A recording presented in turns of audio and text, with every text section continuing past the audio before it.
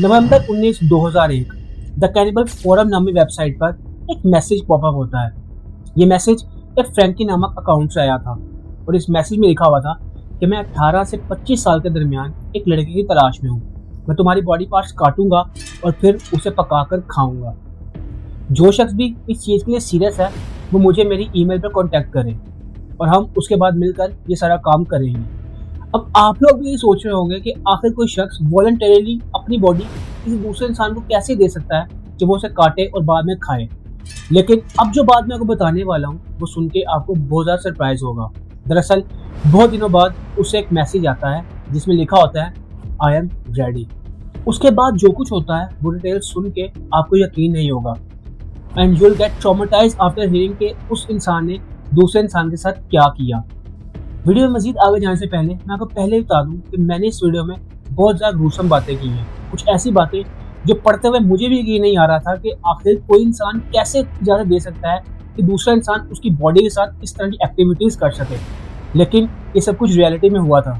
तो अगर तो आप एक कमज़ोर दिल वाले इंसान हैं तो ये वीडियो आपके लिए नहीं, आप ये वीडियो यही बंद कर दें। लेकिन अगर आप फिर भी ये वीडियो आगे देखना चाहते हैं तो मैं उम्मीद करता हूँ कि आपको नाइटमेयर्स ना आए। अगर तो आप ये वीडियो खाते हुए देख रहे हैं तो मैं आपको यही सलाह दूंगा कि आप पहले अपना खाना फिनिश कर लें, उसके बाद ये वीडियो देखिएगा, क्योंकि ये वीडियो बहुत ज़्यादा ग्रूसम है। बहुत अजीबोगरीब बातें मैं इसमें करूँगा।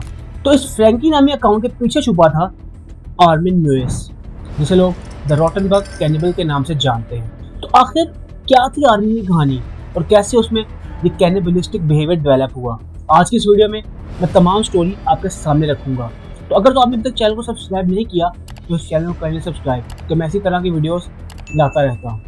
अब चलते हैं अपनी वीडियो की तरफ और जानते हैं कि आखिर आर्मिन म्यूइस था कौन और इसने कितने लोगों को अपना शिकार बनाया।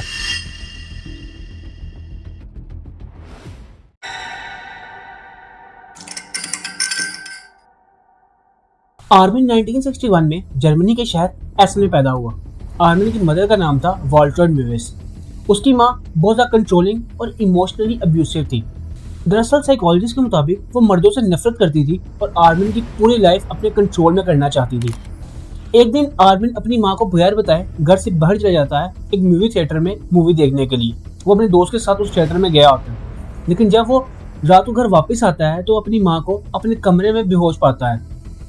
जब अपनी माँ को होश में लेके आता है तो उसकी माँ उसको एक ही बात कहती है कि अगर वो उन्हें अकेला छोड़ के जाएगा तो उनके साथ इसी तरह होता रहेगा। अब इस चीज़ का डर आर्मी के दिमाग में बैठ जाता है और वो ये सोचने लगता है कि अगर वो कभी भी अपनी माँ को अकेला छोड़ेगा तो उनके साथ इसी तरह के हादसा होते रहेंगे। वो बड़ा होता गया और ये डर भी उसके साथ ही रहा। जब आर्मिन 12 साल का हुआ तो उसके फादर और 2 स्टेप ब्रदर्स ने एक दिन बगैर बताए घर छोड़ दिया। इस चीज़ की वजह से आर्मिन की तन्हाई और इमोशनल डैमेज में बहुत ज़्यादा इजाफा हुआ। उसकी माँ उसे बेइज्जती वाले निकनेम से बुलाती थी और उसके दोस्तों के सामने उसकी पर्सनल बातें बताती थी, जिसकी वजह से अब उसने घर से बाहर जाना छोड़ दिया था और वो अपने कमरे में बंद होकर रह गया था। आर्मिन के बेडरूम के डोर पर चिल्ड्रंस बेडरूम का बोर्ड 20 साल की उम्र तक लगा रहा और इस चीज़ ने भी आर्मिन की मेंटल हेल्थ को बहुत ज़्यादा डिस्ट्रॉय किया। आर्मिन का बचपन एक सफोकेटिंग और कंट्रोलिंग एनवायरनमेंट में गुजरा और इस चीज़ का असर बाद में उसकी लाइफ में भी देखने को बहुत ज़्यादा मिला। तन्हाई आर्मिन की ज़िंदगी का एक बहुत बड़ा हिस्सा बन गई थी। ना तो उसे कोई फ्रेंड्स थे, ना ही कोई इमोशनल सपोर्ट, और उसे घर में भी ह्यूमिलेशन का सामना करना पड़ता था। लव और इफेक्शन जो हर बच्चे की नीड होती है और हर बच्चे को बचपन में वो चाहिए होते हैं, लेकिन आर्मिन को ये दोनों चीज़ें नहीं मिली, जिसकी वजह से वो सोसाइटी के लिए एक बहुत बड़ा मिसफिट बन गया। अपनी इस तन्हाई को भरने के लिए उसने अपने जहन में एक इमेजिनरी दोस्त बना लिया जिसका नाम उसने फ्रैंकी रखा। प्यूबर्टी के बाद उसकी फैंटेसीज बहुत ज़्यादा डार्क होने लगी। अब वो ये सोचने लगा कि फ्रैंकी भी बाकी लोगों की तरह उसे एक दिन छोड़ जाएगा और उसने ये सोचा कि अगर वो फ्रैंकी को खा लेगा तो फ्रैंकी उसके जिस्म का एक हिस्सा बन जाएगा और फिर फ्रैंकी कभी उसे दूर नहीं जा पाएगा। अब ये सोच सिर्फ फ्रैंकी तक महदूद नहीं थी, बल्कि अब वो दूसरे लोगों से मिलता और अगर कोई शख्स उसे पसंद आ जाता और वो ये चाहता कि वो शख्स हमेशा उसके साथ रहे तो वो उस इंसान को खाने की सोच लेता। वो ये सोचता कि अगर वो इंसान को कंज्यूम कर लेगा तो वो शख्स उसकी बॉडी का एक पार्ट बन जाएगा और फिर कभी उसे दूर नहीं जा पाएगा। एनिमल स्लॉटर के सीन्स जो उसने बचपन में देखे थे उसकी इमोशनल और सेक्सुअल फैंटेसीज का हिस्सा बनते गए। स्लॉटर हाउस में एनिमल्स की डेड बॉडीज की जगह वो लोगों की डेड बॉडीज को लटके हुए इमेजिन करने लगा। आर्मिन 2 से 3 रिलेशनशिप्स में भी रहा और तब ये फैंटेसीज कंट्रोल में रहती, लेकिन 1999 में उसकी माँ की डेथ के बाद ये तमाम फैंटेसीज बहुत ज़्यादा इंटेंसिटी के बाद वापस आ गई। लेकिन आर्मिन ने कभी भी इन फैंटेसीज का खुल के किसी के सामने इजहार नहीं किया। वो लोगों को मारकर खाने की सोचता था, लेकिन अभी तक रियल लाइफ में ना तो उसने किसी को मारा था और ना ही खाया था। वो एक कम्प्लीटली नॉर्मल इंसान की तरह जिंदगी जी रहा था।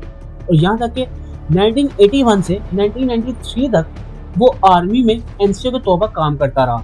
एनसीओ मतलब नॉन कमीशन ऑफिसर्स। उसके फेलोज के मुताबिक वो एक काम, पोलाइट और दूसरों की मदद करने वाला इंसान था। आर्मी ने जब आर्मी छोड़ी, उसके बाद वो एक बैंक में आईटी स्पेशलिस्ट बन गया। और उसके नेबर्स के मुताबिक वो एक कम्प्लीटली नॉर्मल इंसान था। उन्होंने उसके अंदर कोई बैड एक्टिविटी नहीं देखी। वो लोगों की मदद करता, बच्चों को बेबी सिट करता और यहाँ तक कि फेस्टिवल में सेंटा क्लॉज भी बनता था। और लोगों के मुताबिक वो बिल्कुल नॉर्मल इंसान था और वो बिल्कुल नॉर्मली अपनी लाइफ जी रहा था। लेकिन किसी को भी उसके अंदर छुपे हुए हैवान के बारे में नहीं पता था। ईयर 1990 में जब इंटरनेट पॉपुलर हुआ, तब आर्मी ने खुलकर अपनी फैंटेसीज को एक्सप्लोर करना शुरू किया। उसने इंटरनेट पे अपनी असली आइडेंटिटी हाइड करने के लिए 2 यूजर नेम रखे, एक फ्रैंकी और दूसरा एंट्रोफेगस। अब उसने इंटरनेट पे देखा कि वो अकेला ऐसा इंसान नहीं है जिसमें इस तरह की कैनिबलिस्टिक एक्टिविटीज पाई जाती हैं और जो इस तरह कैनिबलिस्टिक बिहेवियर शो कर रहा है। उसने इंटरनेट पे कई कैनिबल फोरम्स देखे जहाँ पर लोग खुलकर इन फैंटेसीज के बारे में डिस्कस कर रहे थे। उसने इन कैनिबल फोरम को ज्वाइन किया और तब ईयर 2000 में उसने वो शॉकिंग ऐड दिया कि मैं 18 से 25 साल के दरमियान एक लड़के की तलाश में हूँ। मैं उसे काटूंगा और बाद में खाऊंगा। आर्मी का घर बहुत ज़्यादा बड़ा था।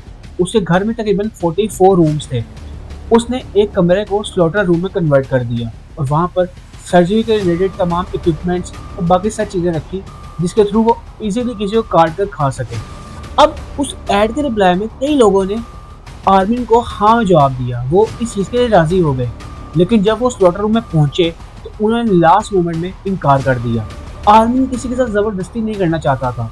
वो एक विलिंग वॉलंटियर ढूंढ रहा था, कोई ऐसा जो खुद मरना और खाया जाना चाहता हो। तब बहुत ज़्यादा कोशिश के बाद फाइनली उसे एक ऐसा शख्स मिला जो कि इस बात को मान गया। उस शख्स का नाम था बर्ट ब्रेंडिस। तो उसके बाद शुरू होती है ऐसी कहानी जिसे सुन के आप बिल्कुल शॉक होने वाली है। एक ऐसी कहानी जिस पर आपको यकीन नहीं आएगा कि कोई इंसान कैसे आखिर अपने साथ इस तरह की एक्टिविटीज करने के लिए किसी को इजाज़त दे सकता है। लेकिन ये रियलिटी में हुआ है। और ये आप बस वीडियो देखो आगे। This shit is so traumatising. मुझे तो समझ नहीं आती कोई कैसे क्या कर सकता है मेरे साथ इस तरह यार। जब ब्रेंडिस ने आर्मिन का वो मैसेज देखा तो वो आर्मिन का खाना बनने के लिए तैयार हो गया। दरअसल ब्रेंडिस का ताल्लुक बर्लिन से था। उसकी उम्र 43 ईयर्स थी और वो बर्लिन में एक इंजीनियर था। उसका ताल्लुक एक बहुत ही वेल्दी फैमिली से था, लेकिन उसकी मदर ने उसके बचपन में ही सुसाइड कर लिया था। कुछ लोग उसकी मदर की फ्यूनरल में ये बात कर रहे थे कि उसकी मदर ने इसलिए सुसाइड किया कि उन्होंने ब्रेंडिस को एक दूसरे लड़के के साथ बाथटब में बात लेते हुए देख लिया था। इस चीज़ की वजह से ब्रेंडिस के दिमाग पे बहुत ज़्यादा असर हुआ और वो अपनी सेक्सुअलिटी को लेकर कंफ्यूज हो गया और वो एक बाइसेक्सुअल के तौर पर उभरा। अब इस टाइम पे उसका एक बॉयफ्रेंड भी था, लेकिन उसको ज़िंदगी में वो खुशी नहीं मिल रही थी। वो बहुत ज़्यादा कंफ्यूज था और उसमें एक एक्सट्रीम अर्ज आ गई थी कास्ट्रेशन की। दरअसल कास्ट्रेशन एक ऐसा प्रोसेस है जिसके थ्रू किसी मेल या एनिमल के टेस्टिकल्स को रिमूव कर दिया जाता है और ये डिज़ायर ब्रेंडिस में बहुत ज़्यादा आ गई थी। वो किसी ऐसे शख्स की तलाश में था जो इसकी इस डिज़ायर को पूरा कर दे और वो शख्स उसे मिला आर्मिन की सूरत में। अब आर्मिन को भी एक परफेक्ट कैंडिडेट मिल गया था, कोई ऐसा जो खुद अपनी बॉडी प्रेजेंट कर रहा था आर्मिन को कि वो उसे काटे और बाद में खाए। अब ब्रेंडिस को भी आर्मी की शक्ल में वो शख्स नजर आ रहा था जो कि उसकी कास्ट्रेशन की अर्ज को पूरा कर सकता है। और तब 9 मार्च 2001 को वो एक रेलवे स्टेशन में मिले, जिसके बाद वो दोनों रोटनबर्ग आर्मिन के घर चले गए। और तब एक ऐसी कहानी शुरू हुई जिसने पूरी दुनिया को हिला कर रख दिया। 9 मार्च 2001 ब्रेंडिस और आर्मिन कैसल नामी रेलवे स्टेशन में मिलते हैं। आर्मिन ब्रेंडिस को अपनी कार में बिठाता है और अपने घर की तरफ जाने लगता है, लेकिन रास्ते में वो कुछ स्लीपिंग पिल्स और साथ ही साथ एक कफ सिरप बाय कर लेता है।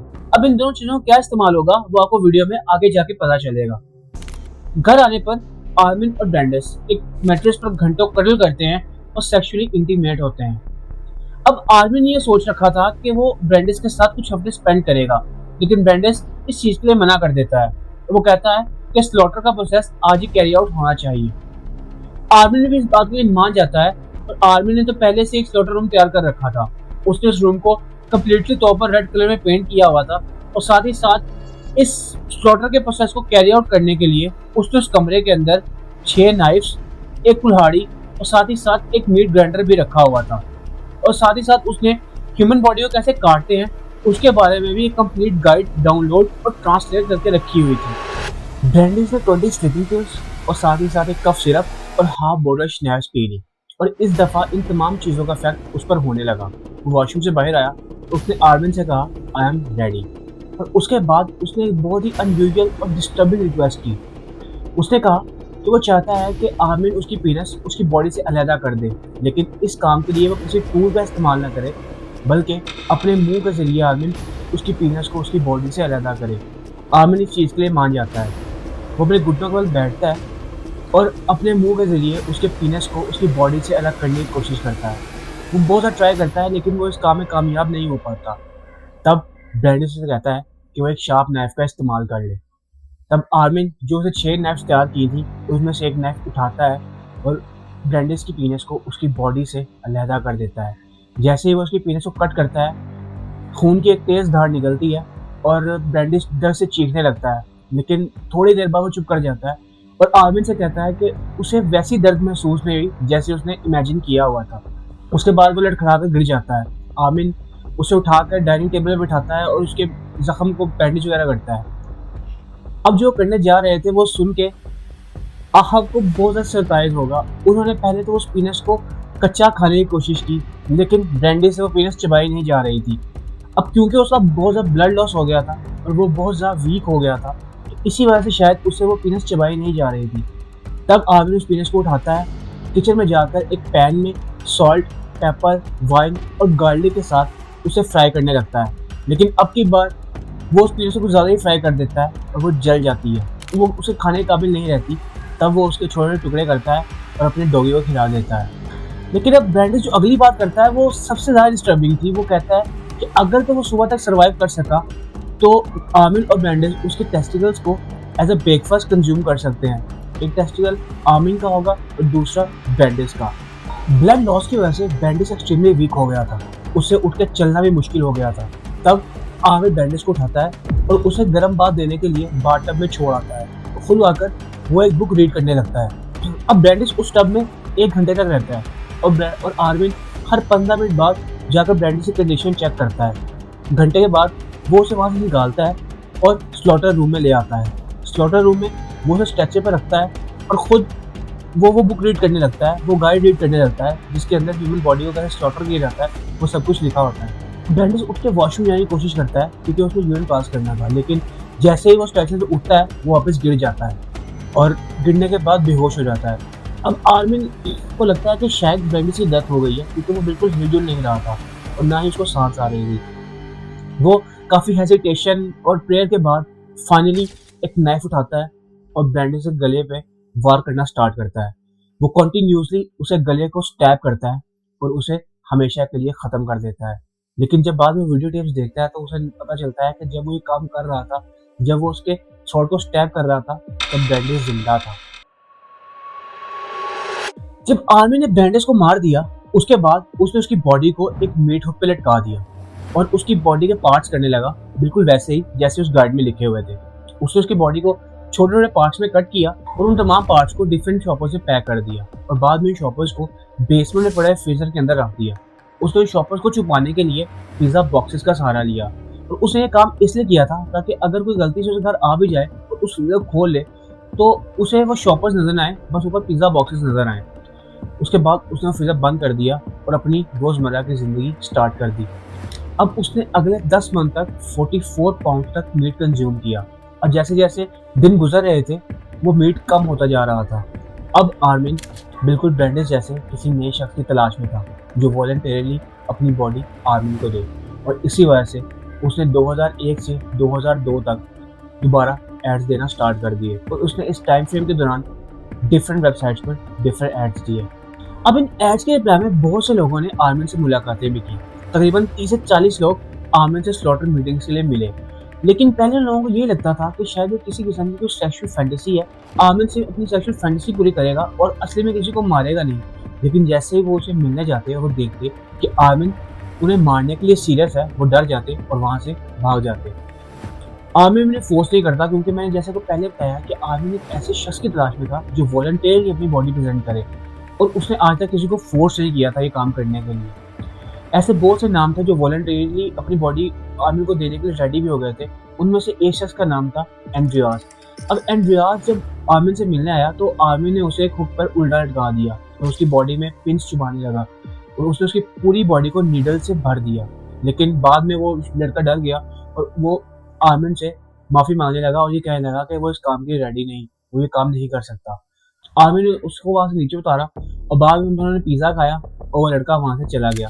आर्मी को यंग और बुनोल लड़के पसंद थे, मतलब कुछ ऐसे लड़के जिनकी बॉडी पर बिल्कुल फैट नहीं होता था। एक दिन अलेक्जेंडर नाम का लड़का उससे मिलने आया। अब अलेक्जेंडर के अंदर ये फैंटेसी थी, अब ये कह सकते तो अर्ज थी कि वो चाहता था कि कोई शख्स उसके सर को उसकी बॉडी से अलग कर दे। एक बहुत डिस्टर्बिंग चीज़ सुनने के लिए, लेकिन ये वाकई में उसकी फैंटेसी थी कि कोई शख्स मेरे सर को मेरी बॉडी से अलग कर दे। उसने जब आर्मिन से ये फैंटेसी शेयर की तो आर्मिन ने ऐसा करने से मना कर दिया। उसकी बॉडी पे फैट था और आर्मिन को उसकी बॉडी पसंद नहीं आई, इसलिए आर्मिन ने उसे मना कर दिया। और इसके साथ साथ बहुत से लोग उसे मिलते रहे और वो आपस में रोल प्ले और सेक्सुअल एक्टिविटीज में इन्वॉल्व रहे, लेकिन ब्रेंडिस के बाद आर्मिन ने किसी को मारा नहीं। एक दिन कई साल ऑस्ट्रियन यूनिवर्सिटी स्टूडेंट इंटरनेट पर हॉरर और नर्वस थ्रिल जैसे कीवर्ड्स का यूज करके कुछ सर्च कर रहा होता है। तभी उसके सामने आर्मिन का वो ऐड आ जाता है। वो आर्मिन से कॉन्टेक्ट करता है और आर्मिन से पूछता है कि क्या वाकई उसने किसी को मारा है। तब आर्मिन तमाम बातें उस लड़के को बता देता है कि कैसे उसने ब्रेंडिस को मारा और उसके साथ क्या किया। अब वो लड़का बहुत ज़्यादा डर जाता है और आर्मिन की पूरी इंफॉर्मेशन वो पुलिस अथॉरिटीज़ को दे देता है। पुलिस अथॉरिटीज़ आर्मिन के घर पर रेड करते हैं और वहाँ पर उन्हें वीडियो टेप्स, बुचिंग टूल्स, मीट हुक और यहाँ तक के ब्रेंडिस के फ्रोजन बॉडी पार्ट्स मिल जाते हैं। उसके बाद वो आर्मिन को पकड़ लेते हैं और आर्मिन बगैर किसी रेजिस्टेंस के कन्फेस कर लेता है कि ब्रेंडिस खुद मरना चाहता था, मैंने उसे फोर्स नहीं किया बल्कि सिर्फ उसका काम आसान किया था। 2004 में आर्मिन केस का कोर्ट ट्रायल शुरू होता है। शुरू में तो कोर्ट इस केस को वॉलंटरी किलिंग का केस कहकर आर्मिन को मैन स्लॉटर के चार्जेस की वजह से 8 साल की सजा सुनाती है, लेकिन प्रोसिक्यूटर इस सजा पर आर्ग्यू करते हैं और ये कहते हैं कि ये केस सेक्सुअल ग्रेटिफिकेशन का है। आर्मिन ने ब्रेंडिस को मारा और इससे सेक्सुअल ग्रेटिफिकेशन हासिल की, और ये तमाम मोटिव उस वीडियो टेप्स के थ्रू क्लियरली शो होता है। तब 2006 में इस केस का रील ट्रायल होता है और आर्मिन को लाइफ इम्प्रिजनमेंट की सजा सुना दी जाती है। एक इंटरव्यू में आर्मिन ने बताया कि वो अब एक वेजिटेरियन है और वो अब लोगों को मारने की नहीं सोचता। उसने यह तक कहा कि वो अपनी ज़िंदगी पर एक किताब लिखना चाहता है ताकि लोग जिनमें इस तरह की फैंटेसीज हैं वो इस तरह के बिहेवियर शो ना करें और इस तरह की फैंटेसीज से दूर रहें। और उसने इस इंटरव्यू के दौरान ये तक भी बताया कि जब वो अरेस्ट हुआ तो उस टाइम पे जर्मनी में 800 से ज़्यादा कैनिबल्स थे, और उसने ये भी कहा कि ब्रेंडिस को खाने के बाद ब्रेंडिस हमेशा के लिए उसके जिस्म का एक हिस्सा बन चुका है और अब ब्रेंडिस कभी उसे दूर नहीं जा सकता। My name, Armin Mairis. I was born 1961. I'm computer engineer from Rothenburg, Germany. I killed a man, slaughtered him and ate him. Since then, he is always with me. तो ये थी आर्मिन मीविस की कहानी। अगर आपको ये टॉपिक इंटरेस्टिंग लगा हो तो इस चैनल को कर दीजिएगा सब्सक्राइब, और मैं इसी तरह की वीडियोस फ्यूचर में लाता रहूँगा। मैं मिलता हूँ आप लोगों से नेक्स्ट वीडियो में इसी तरह किसी केस के साथ। Till then, take care and peace out.